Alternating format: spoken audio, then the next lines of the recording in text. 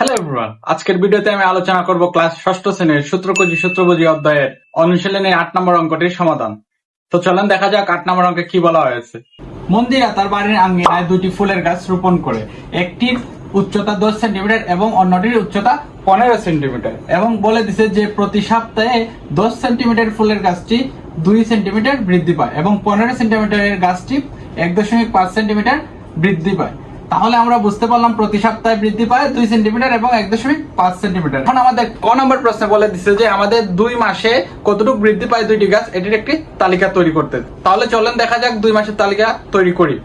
আপনারা দেখতেই পাচ্ছেন আমি 2 মাসের তালিকাটা তৈরি করে দিয়েছি। এখন দেখেন আমরা জানি 1 মাস সমান 4 সপ্তাহ, তাহলে 2 মাস সমান আমরা জানি 8 সপ্তাহ। এখন আমাদের বলা হয়েছে যে 2 মাসের তালিকা বের করতে, তাহলে আমাদের বের করা লাগবে 8 সপ্তাহের তালিকা।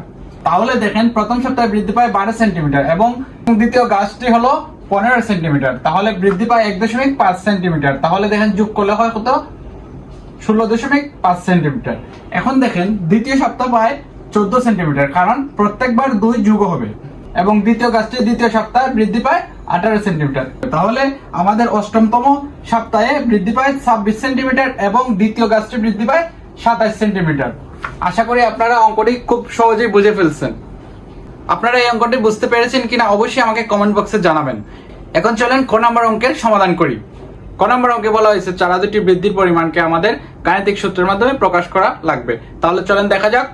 আমরা জানি প্রথম চারাটি হলো 10 সেন্টিমিটার এবং দ্বিতীয় চারাটি হলো 15 সেন্টিমিটার। 10 সেন্টিমিটারের চারাটি প্রতি সপ্তাহে বৃদ্ধি পায় 2 সেন্টিমিটারে। আমরা জানি আমাদের চারাটি হলো 10 সেন্টিমিটার এবং বৃদ্ধি পায় 2 সেন্টিমিটার, এই জন্য এই জায়গায় দিলাম 2 এবং এই জায়গায় দিলাম 10। এই জায়গায় 1 সপ্তাহ, এই জন্য দিলাম 1।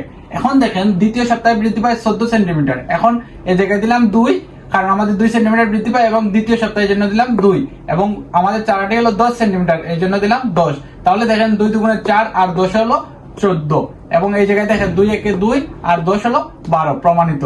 এখন দেখেন তৃতীয় সপ্তাহ সেম ভাবে আমরা এই জায়গায় দিলাম 3, তাহলে 3 দুগুণে 6 আর 10 হলো 16, এবং চতুর্থ সপ্তাহে দেখেন আমাদের বৃদ্ধি পায় 18 সেন্টিমিটার, এই জন্য আমরা দিলাম 4 সপ্তাহের জন্য 4, তাহলে 4 দুগুণে 8 আর যোগ 10, আমাদের হলো কত? 18 সেন্টিমিটার। তাহলে আপনারা লক্ষ্য করেন যততম সপ্তাহ তততম আমরা এই জায়গায় দিছি। এটা চতুর্থ সপ্তাহ, এই জন্য আমরা 4 দিছি। এই যে এটা তৃতীয় সপ্তাহ, এই জন্য আমরা 3 দিছি। তাহলে আমরা কি বলতে পারি? সপ্তাহকে যদি আমরা n ধরি তাহলে দেখেন কি লিখতে পারি। n তম সপ্তাহে আমরা তাহলে 2 সেন্টিমিটার বৃদ্ধি পায়, এই জন্য 2, এবং গুণ n তম সপ্তাহের জন্য n দিলাম, এবং যোগ 10 সেন্টিমিটার, কারণ আমাদের চারাটি হলো 10 সেন্টিমিটার। এখন দেখেন দ্বিতীয় চারার ক্ষেত্রে কি? প্রথম সপ্তাহে বৃদ্ধি পায় 16.5 সেন্টিমিটার, কারণ আমরা জানি আমাদের দ্বিতীয় চারাটি হলো 15 সেন্টিমিটার এবং বৃদ্ধি পায় 1.5 সেন্টিমিটার, এই জন্য এই জায়গায় 1.5 সেন্টিমিটার দিলাম, এবং প্রথম সপ্তাহে এই জন্য 1 দিলাম, এবং আমাদের মূল চারাটির উচ্চতা হলো 15 সেন্টিমিটার, এই জন্য 15 দিলাম। এখন দেখেন 1.5 কে যদি 1 দিয়ে গুণ করি তাহলে 1.5 হবে, এবং 15 সাথে যোগ করলে 16.5 সেন্টিমিটার হবে।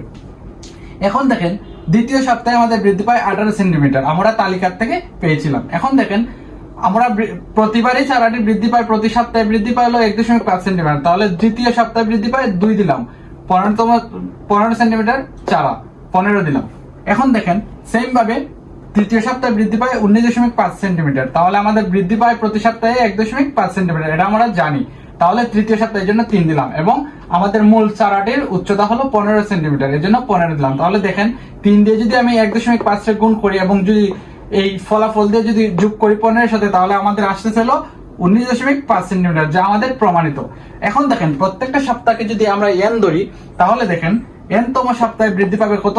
1.5 সেন্টিমিটার গুণ n প্লাস 15 সেন্টিমিটার, যা আমাদের গাণিতিক সূত্রের মাধ্যমে বের করা যাবে। আশা করি আপনারা খ নম্বর অঙ্কটা খুব সহজেই বুঝে ফেলছেন। So my dear friends and brothers, অবশ্যই ভিডিওটি ভালো লেগে থাকলে একটা লাইক দিবেন এবং সাবস্ক্রাইব করতে ভুলবেন না। Thanks everyone.